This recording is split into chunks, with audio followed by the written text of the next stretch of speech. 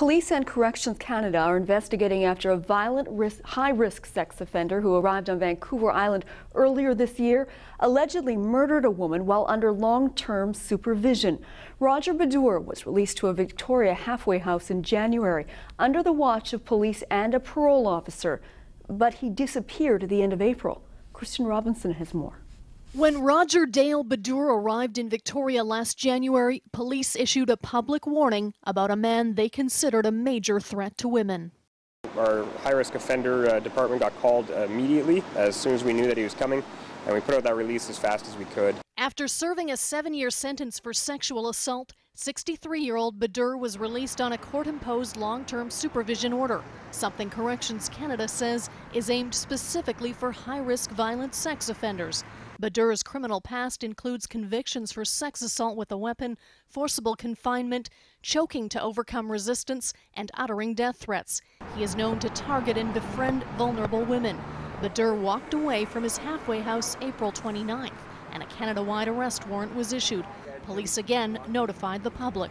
It's certainly high on our priority list to catch him and get him back in jail. When Badour was still at large in late October, police issued a third public warning. By November, Badour was in Princeton, where he befriended 56-year-old Giselle Duckham, who lived in this home. She felt sorry for him. He had no place to live, is my understanding. And she had a little holiday trailer there, and she was going to rent it out to him, I guess. On November 8th, Badour was stopped in downtown Penticton. RCMP alleged he provided a false name. A search of his vehicle revealed 3 firearms. When Badour gave his real name, his warrant appeared and he was arrested. Anytime I did see him, he just sort of looked away.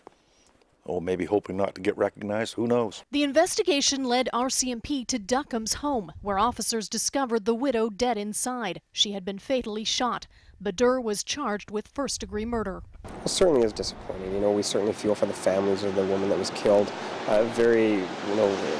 It's troubling anytime something like that happens.